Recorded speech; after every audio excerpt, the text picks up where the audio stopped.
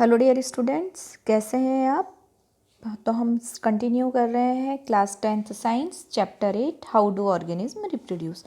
अभी तक जो है हम इस चैप्टर में काफ़ी कुछ देख चुके हैं। रिप्रोडक्शन क्यों ज़रूरी है वो हमने डिस्कस किया। उसके बाद हमने टाइप्स ऑफ रिप्रोडक्शन देखे थे, जिसमें हमने मेनली दो टाइप का रिप्रोडक्शन देखा था। एक था सेक्सुअल रिप्रोडक्शन और दूसरा था asexual reproduction. Then we talk about the asexual reproduction. तो different types of asexual reproduction हमने डिस्कस किया था।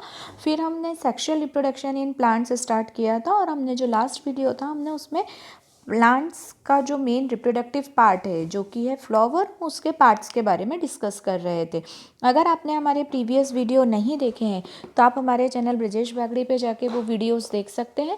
अगर आपको हमारे वीडियोस पसंद आ रहे हैं तो हमारे चैनल को लाइक, सब्सक्राइब एवं वीडियो को शेयर करें। साथ ही साथ बेल आइकॉन प्रेस करें ताकि आपको लेटेस्ट वीडियो की अपडेट मिलती रहे। हमने देखा था एक फ्लावर जो होता है वो मेनली 4 पार्ट से मिलकर बनता है। सबसे पहला जो था वो सीपल था, दूसरा जो था वो पीटल था, then the male part and the female part. Male part जो था वो हम देख चुके थे। मेल पार्ट जो होता है वो स्टेमन कहलाता है और फीमेल पार्ट जो था वो पिस्टिल कहलाता है। ये हमने लास्ट वीडियो में देखा था। अब हमने जो था हम डिस्कस कर रहे थे एजेंट ऑफ पॉलिनेशन के बारे में। हमने पॉलिनेशन देखा था कि पॉलिनेशन क्या होता है। दो तरह के होते हैं, एक होता है सेल्फ पॉलिनेशन और दूसरा होता है क्रॉस पॉलिनेशन।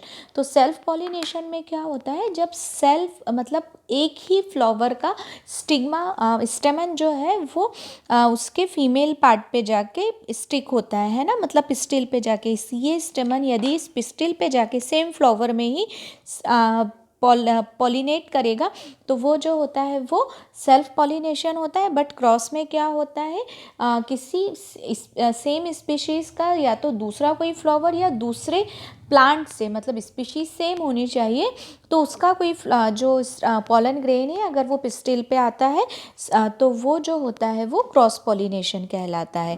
अब हमें इस वीडियो में डिस्कस करना है एजेंट्स ऑफ पॉलिनेशन के बारे में। देखिए, सेल्फ पॉलिनेशन में तो एजेंट्स की ज़रूरत नहीं पड़ती है, क्योंकि आसानी से उस सेम फ्लावर का पॉलन ग्रेन जो है उसके स्टिग्मा पे आ जाता है। बट जब हम क्रॉस पॉलिनेशन की बात करते हैं तो क्रॉस पॉलिनेशन में एक फ्लावर से दूसरे फ्लावर तक पॉलन ग्रेन को पहुंचाने के लिए डिफरेंट तरह के जो है एजेंट की रिक्वायरमेंट होती है, जिसे एजेंट्स ऑफ पॉलिनेशन कहा जाता है। क्या कहा जाता है इन्हें? Agents of pollination. ये इम्पॉर्टेंट है ना, क्योंकि अलग अलग तरह में अलग अलग तरह के हमको एजेंट्स देखने को मिलेंगे।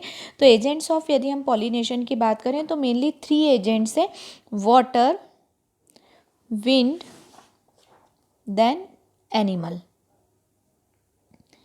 ठीक है, 3 एजेंट्स जो होते हैं पॉलिनेशन के, mainly water, winds and animals.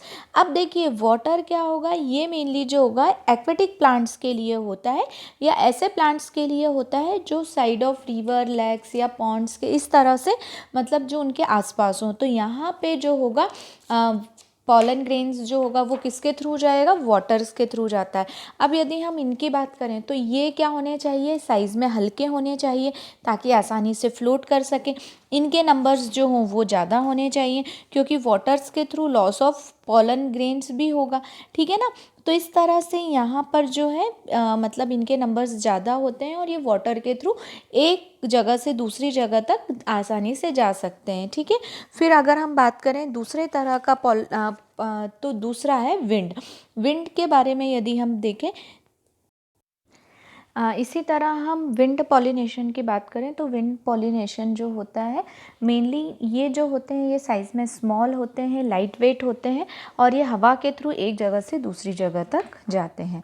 इसके बाद हम एनिमल्स की बात करें तो एनिमल्स में मेनली जो है बटरफ्लाई है ना, इस तरह के जो मतलब कि इंसेक्ट रहते हैं, इनके पैरों पर ये पॉलन ग्रेन्स जो है वो स्टिक हो जाता है और इसके थ्रू एक फ्लावर से दूसरे फ्लावर तक मूव करता है। ठीक है। तो ये तो हो गया था एजेंट्स ऑफ पॉलिनेशन के बारे में। अब जब पॉलन ग्रेन एक बार स्टिग्मा तक पहुंच जाता है तो उसके बाद जो होती है वो पॉलिनेशन की प्रोसेस होती है। पॉलिनेशन ये कहला गया, मतलब वहाँ तक पहुँच गया। ठीक है, ये हो गया पॉलिनेशन। आफ्टर दैट पॉलिनेशन अब होगा फर्टिलाइजेशन। अब फर्टिलाइजेशन के लिए क्या होता है, जब ये जो है एक तरह से कॉम्प्लेक्स प्रोसेस होती है ना। अब इसमें क्या होता है, जब फीमेल पे मतलब फीमेल पार्ट पे मेल पार्ट मतलब पॉलन ग्रेन्स पहुंच गया है तो वो उस पे जाके चिपक जाता है, उसके कार्पल पे जाके, है ना, स्टिग्मा पे जाके जो है वो चिपक जाता है। अब स्टिग्मा पे जाके स्टिक होने के बाद ये जो है पॉलन ग्रेन्स जो स्टिग्मा रहता है उससे मॉइस्चर एब्जॉर्व करता है और फिर ये किसका फॉर्मेशन कर लेता है, पॉलन ट्यूब का फॉर्मेशन कर लेता है। ठीक है ना। अब ये देखिए यहाँ पर क्या होगा, ये ट्यूब ग्रोथ होती जाएगी और ये जो बन जाएगी ये पॉलन ट्यूब बन जाएगी। और ये पॉलन ट्यूब क्यों बनती है, ये देखिए ये लॉन्ग पॉलन ट्यूब का फॉर्मेशन हुआ ये इस तरह से। और ये पॉलन ट्यूब का फॉर्मेशन क्यों होता है, ताकि जो पॉलन ग्रेन है वो कहाँ तक पहुँच सके, ओवरी तक पहुँच सके, है ना, पॉलन जो है वो ओवरी तक पहुंच सके। तब इसमें जब ये पॉलन ट्यूब का फॉर्मेशन होता है तो उसके बाद यदि हम देखें तो मेनली जो फीमेल सेल होती है उसमें टोटल नंबर ऑफ सेल की यदि हम बात करें तो टोटल फीमेल सेल में 8 सेल होती हैं। देखिए आपको ये फिगर में भी दिखाई दे रहा है, फीमेल में जो है वो टोटल कितनी सेल होती हैं, 8 सेल होती हैं। 3 ऊपर हैं, 2 नीचे हैं, फिर 3 नीचे हैं। ठीक है ना। तो ये जो है ये टोटल कितनी सेल है, 8 सेल कहलाती हैं। सबसे ऊपर वाली सेल जो है ये 3 एंटीपोडल सेल कहलाती हैं, है ना। ये ऊपर वाली 3 जो है ये एंटीपोडल सेल कहलाती हैं। इसके बाद ये जो नीचे की 2 हैं ये पोलर सेंट्रल सेल कहलाती हैं, है ना। 3 एंटीपोडल सेल होती है, 2 पोलर सेंट्रल सेल होती है और नीचे में जो है ये आजू बाजू सिनर्जिड सेल और बीच में जो है वो एग सेल होती है।